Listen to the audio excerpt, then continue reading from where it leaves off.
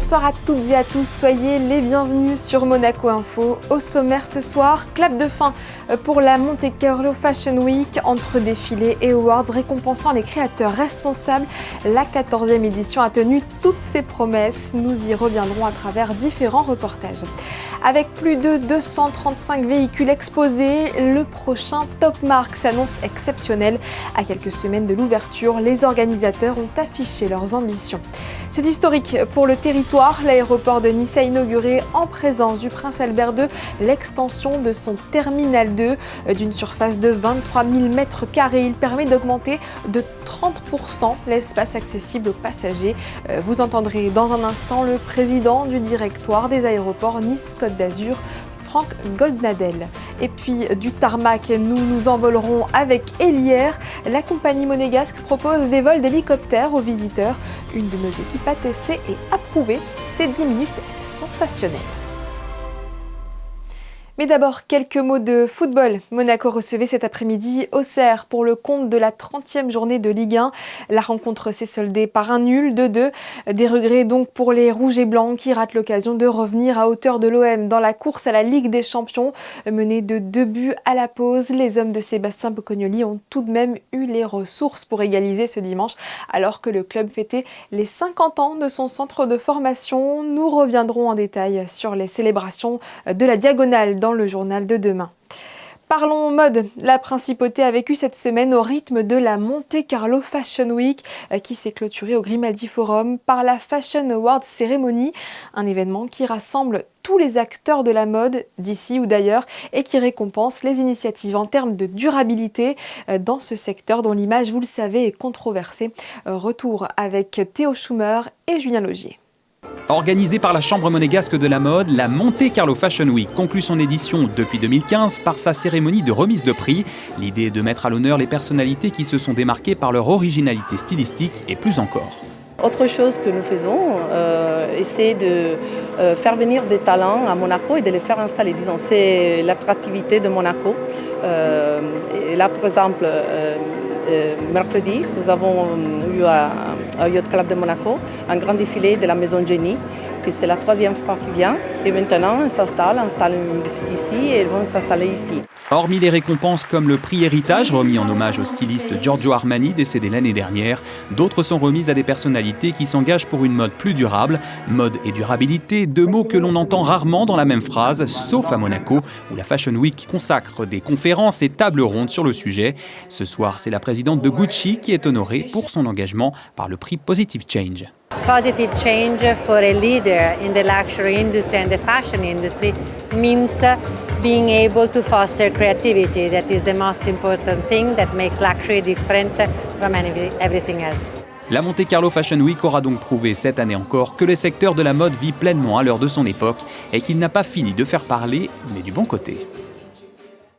La Monte Carlo Fashion Week qui a inspiré les étudiants du pavillon Bosio. En collaboration avec les jeunes de l'école de mode florentine Polymoda, ils ont imaginé la scénographie d'un défilé spécial mêlant mode et art plastique à l'espace Léo Ferré. Le résultat, vous allez le voir, est digne des professionnels Alban Gingembre, Lionel Bernardi et Arnaud Imbert.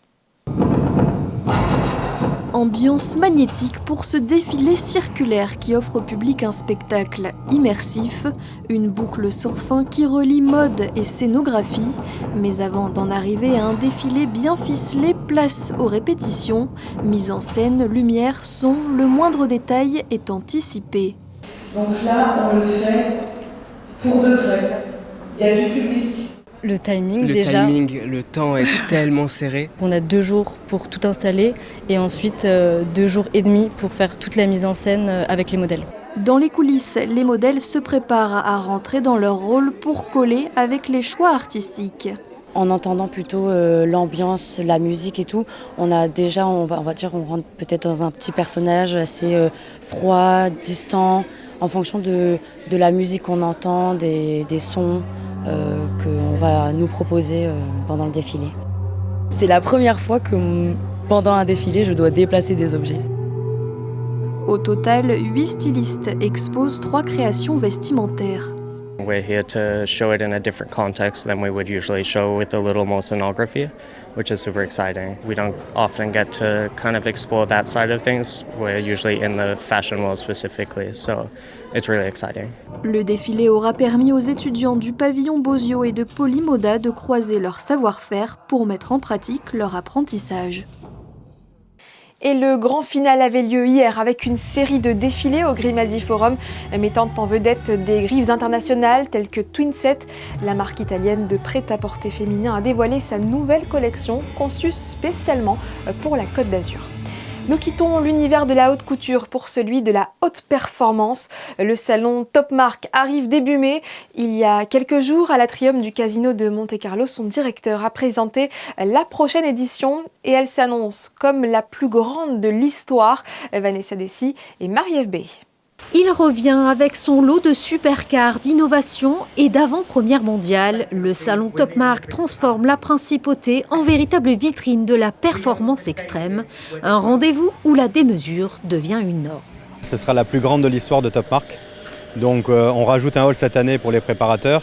On sera sur plus de 11 500 m², plus de 16 lancements mondiaux.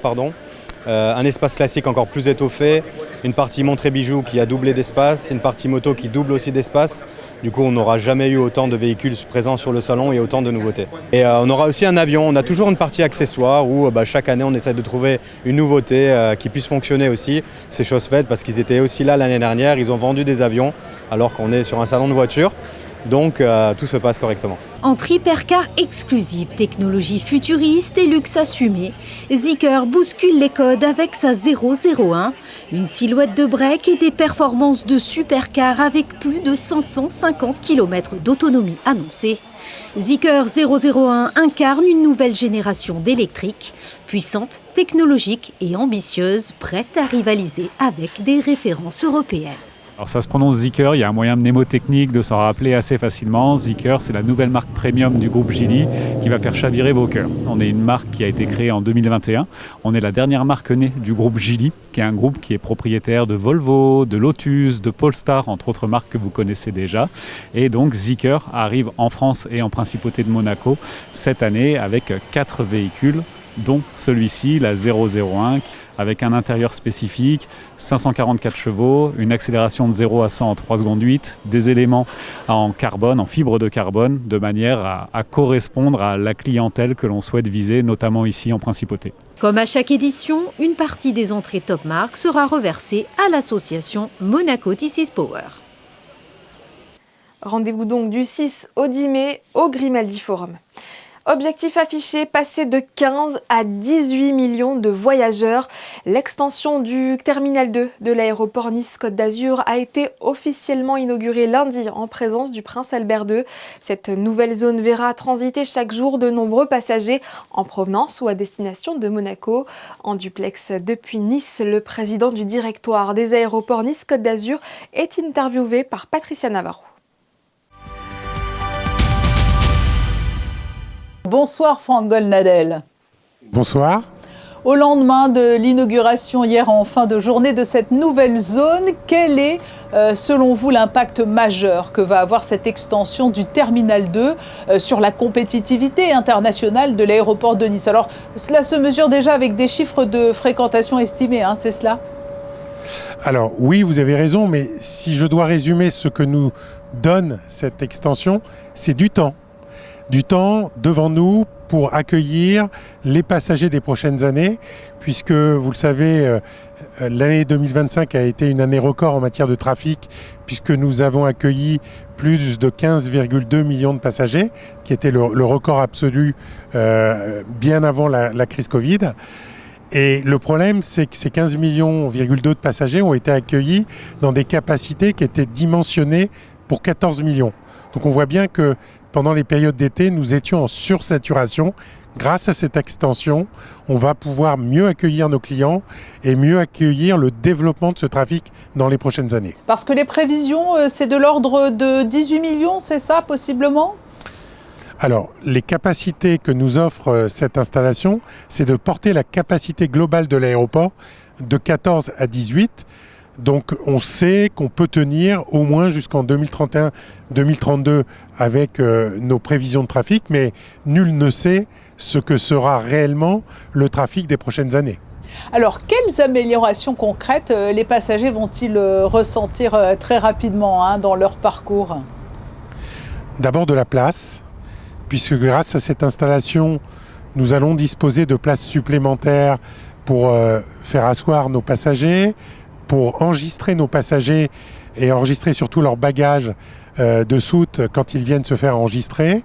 Nous avons ouvert une nouvelle zone de traitement à la frontière départ et surtout, nous disposerons maintenant de 6 nouvelles portes d'embarquement qui relient directement le bâtiment à l'avion par des passerelles télescopiques, ce qui fait que les avions qui étaient aujourd'hui en trou, entre guillemets, qui étaient traités par des bus de piste seront demain pour des passagers traités directement au contact du bâtiment. Franck Golnadel, on sait que cela faisait partie des récriminations de certains. On a pu les entendre lorsque le projet a été lancé. Il répond à une forte croissance du trafic, certes, mais comment avez-vous concilié expansion et contraintes environnementales ? C'est ce qui vous avait été demandé. Absolument, que ce soit mes actionnaires et en particulier la Principauté de Monaco, qui est très demanderesse dans ce genre d'action, d'être l'aéroport pilote, le meilleur élève de sa classe en matière d'engagement environnementaux. Vous savez qu'on a déjà réduit de plus de 95% nos émissions propres de CO2. Par exemple, sans attendre cette extension, nous avons mis fin à toutes nos chaudières à gaz. Et puis, nous travaillons avec les compagnies à des améliorations continues dans la performance économique des avions, des moteurs et des matériels de piste qui travaillent sur l'aéroport pour réduire là encore les émissions de CO2. C'est vraiment une nécessité absolue pour nous tous, pour toute la chaîne, j'ai envie de dire, de l'aviation, que de pouvoir concilier continuité du développement de l'activité et développement durable. Vous avez mentionné la principauté de Monaco. Le prince Albert II était à vos côtés hier et sa présence ne refait pas qu'une portée symbolique. Ah non, d'abord, je tiens à dire que la présence de son Altesse Sérénissime était pour les personnels de l'aéroport un signe très fort de l'attachement de la Principauté de Monaco, non seulement à l'aéroport de Nice-Côte d'Azur, qui est aussi l'aéroport de Monaco. Il ne faut pas l'oublier, la liaison pour Monaco avec le monde passe par l'aéroport de Nice. Je vous l'ai dit, Monaco est aussi l'actionnaire de l'aéroport de Nice et à ce titre fait entendre sa voix dans les politiques d'amélioration de la qualité de service, dans le développement durable, dans la nécessité de mieux connecter le territoire avec le monde entier, et puis dans cette recherche commune qu'on partage avec la Principauté de Monaco de trouver toutes les pistes d'innovation visant à réduire les émissions de CO2 dans l'aviation décarbonée de demain. Oserais-je rappeler que le premier chef d'État, le premier souverain à avoir volé dans un avion 100% électrique, c'était son Altesse Sérénissime, il y a quelques années. Et c'était depuis Nice, oui, l'aéroport qui est effectivement une porte d'entrée stratégique pour Monaco et un facteur d'attractivité. Et pour les téléspectateurs monégasques qui nous suivent et qui sont des voyageurs fréquents, est-ce que l'on peut profiter de l'occasion de vous avoir pour nous présenter les traditionnels ajouts de lignes ou les pérennisations de lignes à la faveur de la saison estivale qui s'annonce ? Écoutez, il n'y a pas de grande surprise puisqu'on avait déjà annoncé l'ouverture d'un nouveau vol supplémentaire vers les États-Unis. L'été 2026 sera l'été du 8e vol vers les États-Unis qui viennent compléter les vols qu'on a déjà sur le long courrier et sur l'international. Dans cette période un peu troublée vers le Moyen et le Proche-Orient, on espère qu'une situation qui sera plus calme à l'été permettra de revenir à une très bonne connectivité vers les grands aéroports du Proche et du Moyen-Orient et du Golfe Persique. Voilà, on est là pour connecter notre territoire, non seulement avec les États-Unis et l'Amérique du Nord, mais aussi vers l'Asie via ces grands hubs du Moyen-Orient. Et puis on le sait toujours aussi, beaucoup de destinations méditerranéennes depuis Nice chaque été. Merci Franck Golnadel d'avoir été notre invité au lendemain de l'inauguration officielle de l'extension du terminal 2 de l'aéroport Nice-Côte d'Azur. Merci à vous et bonne soirée. Préparez-vous maintenant pour le décollage. Si vous avez la chance d'être en vacances et que vous cherchez une activité hors du commun à faire en famille, nous avons ce qu'il vous faut. Un vol panoramique en hélicoptère. La société Héli Air Monaco propose une balade de 10 minutes jusqu'à Menton. De quoi en mettre plein la vue aux visiteurs. Théo Schumer et Julien Philippot nous emmènent à bord. Il y a bien des manières de se divertir pendant les vacances, mais Héli Air Monaco surpasse toutes les activités. La compagnie propose des vols panoramiques au prix record de 78 € par personne. Un bon moyen de visiter Monaco d'en haut, c'est le choix qu'a fait cette famille originaire de Paris pour son séjour sur la Côte d'Azur. Juste le temps de passer les contrôles de sécurité de l'héliport de Monaco et direction l'hélicoptère. Nous y retrouvons notre pilote Bertrand. Alors on va partir en baie de Monaco, ensuite recoin de Cap-Martin, la baie de Menton, monter sur le col du Berceau et redescendre. Le pilote annonce son départ à la radio et c'est parti pour 10 minutes de vol. De bon matin, soleil plein est et pas un nuage à l'horizon. Les conditions sont idéales pour découvrir les quartiers les plus emblématiques de la Principauté et leurs monuments. Vous avez le Rocher avec le Palais du Prince tout au fond, la cathédrale, le muséum océanographique et au pied la prison de Monaco. Ça va, tout va bien ? Dépaysement garanti pour la petite famille. Ça vous plaît ? C'est la première fois que vous faites un vol en hélico ? Aujourd'hui, nous irons jusqu'à 3200 pieds, soit environ 1 km du sol. Mais en réalité, cet hélicoptère peut aller jusqu'à 20 000 pieds. Avec une autonomie en carburant de 2h30 environ, il pourrait nous emmener jusqu'à Genève. Et c'est ce que propose la compagnie Héli Air Monaco en dehors de ses vols initiatiques. Des sorties en montagne, un aller-retour en Corse ou en Italie. Tout est possible dans les limites de l'appareil. Vous avez de la chance, il y a encore quelques neiges sur les sommets. Une fois au-dessus de Menton, il est temps de faire demi-tour, offrant une vue encore plus saisissante sur le Cap Martin et la Principauté, côté droit cette fois. Le spectacle se poursuit jusqu'au retour, en douceur, sur l'héliport. Vous êtes prêts pour l'atterrissage, monsieur l'intérieur ?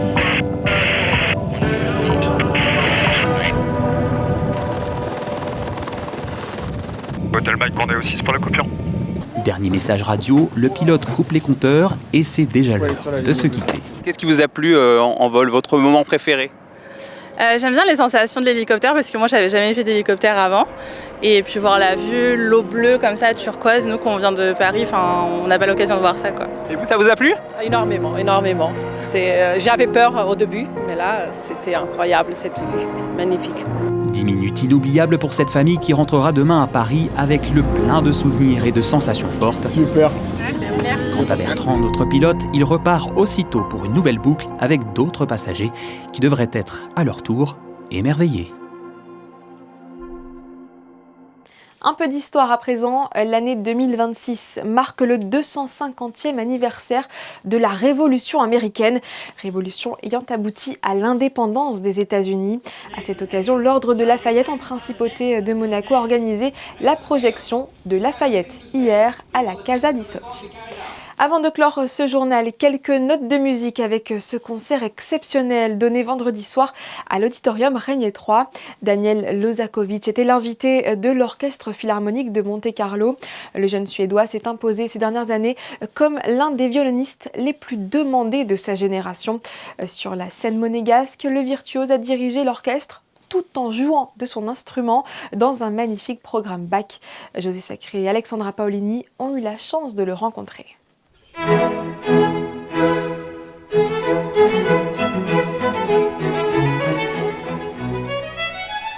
Daniel Lozakovic, l'un des plus talentueux violonistes d'aujourd'hui, était le soliste et le chef d'orchestre du concert Bach donné par l'Orchestre Philharmonique de Monte-Carlo le vendredi 17 avril à l'Auditorium Régnier 3.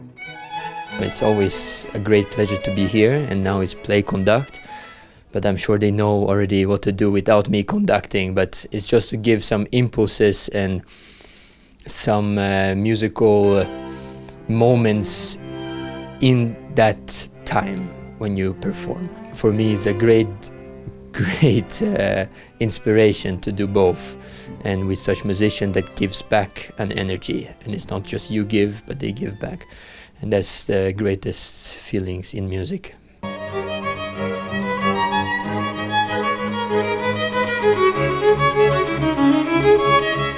Ce soir, vous jouez et dirigez un programme Bach. Que représente Bach pour vous ? he touches everybody and gives us this another dimension of life, because even whenever there is not a great moment in your life or you're searching for meaning or truth, Bach is the one that makes you believe in life. He makes you feel that it's worth it. He is the composer that wrote the most joyful music, and then at the same time he has written the most tragic music. That shows like he has this greatest range of spiritual depths and meaning of what it means to have a soul. So he's, for us all, I think, the greatest healer.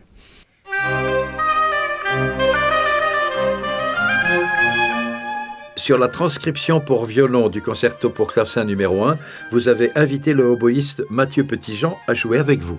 He's a fantastic oboe player with a beautiful sound, and with Mathieu he directly shows a beautiful sound, beautiful culture, and that's the secrets of Bach, when you really need to show, not in the sense of you want to show yourself, but show in the sense of how much you love music and what you have inside. Your deepest secrets always are unveiling as a musician with Bach.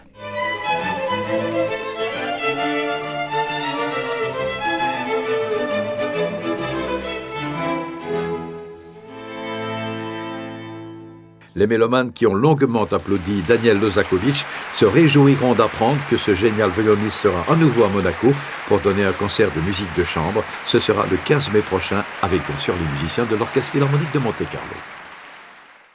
C'est ainsi que s'achève cette édition. Merci de l'avoir suivi. Pour bien commencer la semaine, pensez à aller écouter le nouveau podcast Monaco Info. Geneviève Berthier a reçu le secrétaire général du Conseil de l'Europe, Alain Berset, en marge de sa visite officielle en principauté et à un mois de la cérémonie de prise de présidence par Monaco du comité des ministres du Conseil de l'Europe. Tout de suite la météo de Théo Schumer et demain c'est Fabien Bonia qui aura le plaisir de présenter votre 19h. D'ici là, passez une agréable soirée sur notre antenne.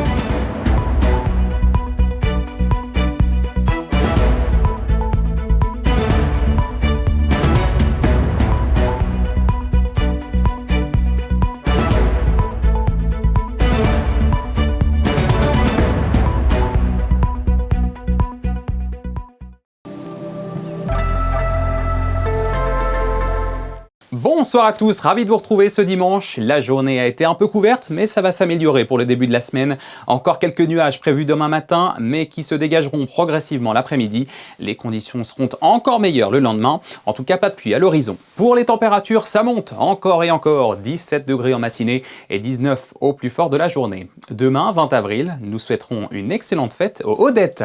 Allez, belle soirée, très bonne semaine à Monaco.